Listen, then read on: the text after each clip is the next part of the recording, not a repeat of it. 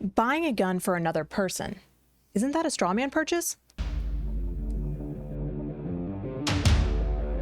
Today we're talking about how to legally buy a gun for someone else. We got this question from the people over at YouTube, and you're going to want to stick around to the very end.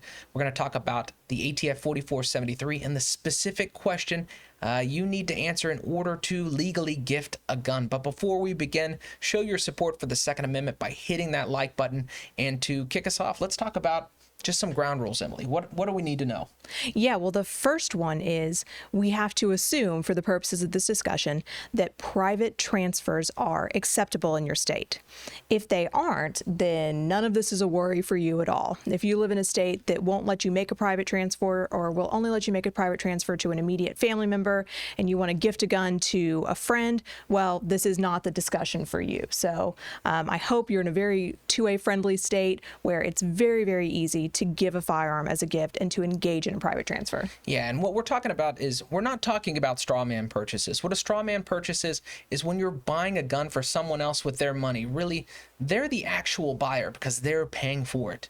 Now, what we are talking about is gifting a gun. If you're giving a sincere gift to another person, the ATF specifically says that's not a strawman purchase because the person purchasing the gun is the actual buyer. It's their money, and they're just giving it as a gift. So we're not talking about strawman purchases here. Yeah, and I mean, we need to back up, I think, and say that you can make a strawman purchase even if the person you're buying for, I mean, we like to think of it as something that's sort of like a little seedy, someone who's a convicted felon who can't go buy a gun on their own. They're going to give you the money. You're going to go buy it for them. You can be a strawman purchaser even if the person you're buying for is allowed to buy their own weapons. It's still a federal crime to take their money and go buy them a gun. Totally separate and apart from me knowing that Richard wants a Glock 43 and I'm going to run out and buy him one for his birthday. That completely acceptable, but just bear in mind, it doesn't have to be, the crazy felon brother-in-law you have. It could be someone who's allowed to go get their own gun. You could still be engaging in an illegal strawman purchase. Yeah, let's say your relative's out of town because they're on business trip and there's just this deal on a gun and they say, hey, I'll pay you back. That would be a strawman purchase. Or someone who's not qualified to purchase saying, hey, I tried buying this gun, I got denied. Will you buy it for me? That would be a strawman purchase. But what the ATF is concerned about is who is the actual purchaser.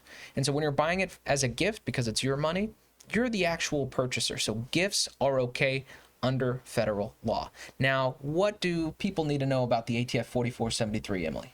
Yeah, so this is what trips people up a lot because you might walk in knowing that you're buying this as a gift for someone else. And bona fide gifts are okay. The ATF's been very, very clear about that.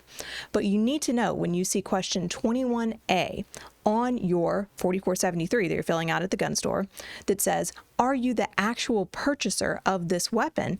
Your answer is yes, even if it's a bona fide gift, because you're purchasing with your money. And that's what the form's concerned about, not about what you're going to do with the weapon once you've actually purchased it.